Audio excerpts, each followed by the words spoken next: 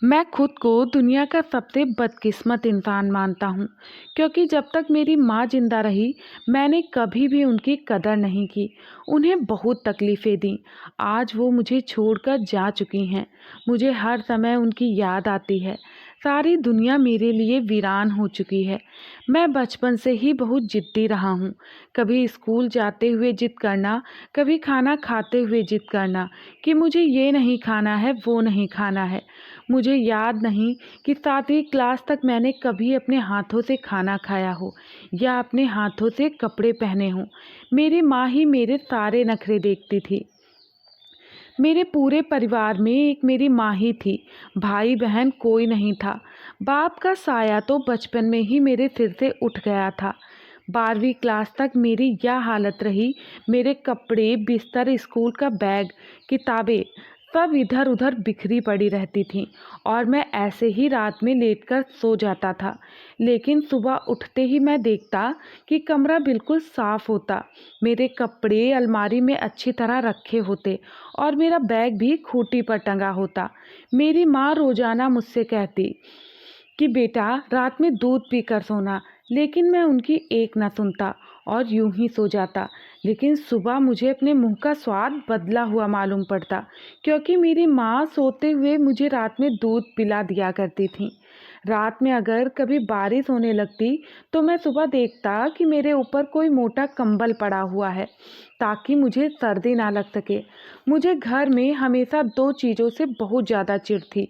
एक उस सिलाई मशीन की खटखट की आवाज़ से, जो अक्सर 12-12 घंटे चला करती थी, और दूसरा रोटी के किनारों पर अक्सर घी लगने से रह जाता था, तो मैं गुस्से में रोटी छोड़कर बाहर चला जाता था। मुझे जब भी ज़्यादा पैसों की ज़रूरत पड़ती तो मैं घर आकर माँ से कह देता कि मुझे इतनी पैसों की ज़रूरत है, और फिर क्या देखता कि जो सिलाई मशीन की आवाज़ अभी तक 12 घंटे तक आती थी वो बढ़कर 18 घंटों तक आने लगती। मुझे आज भी वो दिन याद है जब स्कूल में एडमिशन के लिए मास्टर जी ने मुझसे कहा था कि 1600 रुपये तुम्हारी एडमिशन फ़ीस लगेगी। शाम को मैं घर वापस आया और अपनी माँ से कहा कि मुझे कल 1600 रुपये चाहिए, वरना स्कूल में मेरा एडमिशन नहीं हो पाएगा। इतना कहकर मैं अपने कमरे में जाकर सो गया। उसी रात 2 बजे मेरी आँख खुली तो घर के बरामदे से मुझे किसी के रोने की आवाज़ सुनाई दी। मैं उठकर बाहर गया तो क्या देखता हूँ कि मेरी माँ मोटे शीशों का चश्मा लगाए हुए बहुत देर से मशीन की सुई में धागा डालने की कोशिश कर रही है, और उसकी आंखों से आंसू भी बह जा रहे हैं। माँ की ये हालत देखकर मेरी तो रूह ही कांप गई। मैंने माँ से कहा कि माँ, इतनी रात हो रही है, आप अभी तक काम कर रही हो? मेरी आवाज़ सुनकर माँ एकदम से चौंक कर मेरी तरफ देखने लगी और दुपट्टे से आंसू साफ करते हुए मुझसे मुस्कुराकर कहने लगी, अरे बेटा, वो सामने वाली जो तुम्हारी लता आंटी हैं, उनके यहाँ कल शादी है। उन्होंने कहा था कि अगर मैं उन्हें 2 सूट कल तक सिलकर दे दूं तो वो मुझे 1600 रुपये दे देंगी। लेकिन देखो, ये कमबख्त धागा सुई में जा ही नहीं रहा है। मैं बहुत देर से परेशान हूँ।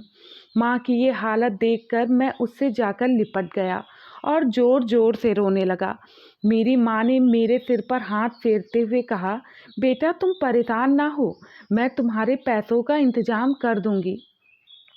उस दिन के बाद से मैंने सोच लिया कि अब मुझे भी पढ़ाई के साथ साथ कोई काम करना चाहिए, ताकि मैं भी अपनी माँ का सहारा बन सकूं। इधर मेरी पढ़ाई पूरी हुई तो मुझे एक अच्छी नौकरी मिल गई। मैंने जब घर आकर अपनी माँ को नौकरी के बारे में बताया तो वो बहुत ज़्यादा खुश हुई, और फिर चीनी के डिब्बे से 20 रुपए निकाल कर मुझे दिए और कहा कि बेटा, जाओ जल्दी से इन पैसों से मिठाई ले आओ, मैं आज अपने हाथों से तुझे मिठाई खिलाऊंगी। एक दिन मुझे ऑफिस में बहुत ज़्यादा काम पड़ गया और मैं रात में बहुत थका हारा घर आया। मैं जूते पहने पहने ही बिस्तर पर लेट गया और फिर मेरी आंख लग गई। जब सुबह उठा तो बड़ा हैरान हुआ, क्योंकि रोज़ाना रात में जूते उतार दिए जाते थे, लेकिन आज मेरे पैरों से जूते नहीं उतरे थे। मैं किचन में गया तो देखा आज खाना भी बना हुआ नहीं था। मैं माँ को पुकारने लगा, माँ माँ तुम कहाँ हो माँ? देखो आज मेरा टिफ़िन भी तैयार नहीं हुआ है। जल्दी करो माँ, मुझे देर हो रही है। लेकिन पता नहीं क्यों माँ का कोई जवाब नहीं आ रहा था। मैं माँ के कमरे में गया तो देखा माँ आराम से बिस्तर पर सो रही है। मैं उसके पैरों को दबाकर उसे उठाने लगा, लेकिन माँ उठ नहीं रही थी। मैं उसके सिर के पास गया और सिर को दबाकर उठाने लगा। मैं बार-बार उसे पुकार रहा था, कह रहा था कि माँ जल्दी उठो, मुझे भूख लगी है। रात में मैंने खाना भी नहीं खाया था। मेरा टिफ़िन भी तैयार नहीं हुआ है, जल्दी से उठो माँ। लेकिन पता नहीं माँ को क्या हो गया था कि वो उठने का नाम ही नहीं ले रही थीं। बहुत देर के बाद मुझे मालूम हुआ कि आज रात मेरी माँ उठने के लिए नहीं सोई थी, बल्कि वो हमेशा के लिए सो चुकी थी। मेरी माँ मुझे छोड़कर जा चुकी थी। मैं वहीं खड़ा चीख-चीख कर रोने लगा। मेरी सारी दुनिया लुट चुकी थी, क्योंकि मेरी माँ के सिवा कोई नहीं था मेरा इस दुनिया में। माँ के बगैर वो घर मुझे काटने को दौड़ता था। इसलिए कुछ दिनों के बाद मैंने वो घर छोड़ दिया। आज मेरी माँ को मरे 4 साल हो चुके हैं। अब मुझे अपने कपड़े खुद धोना पड़ता है, खाना खुद ही बनाना पड़ता है। अगर रात को भूखा सो जाऊं तो कोई मुझसे पूछने वाला नहीं कि बेटा भूखे क्यों सोए थे। दोस्तों, आज की कहानी यहीं पर समाप्त होती है। अगर आप लोगों को ये कहानी पसंद आई हो तो वीडियो को लाइक और चैनल को सब्सक्राइब ज़रूर करिएगा। धन्यवाद।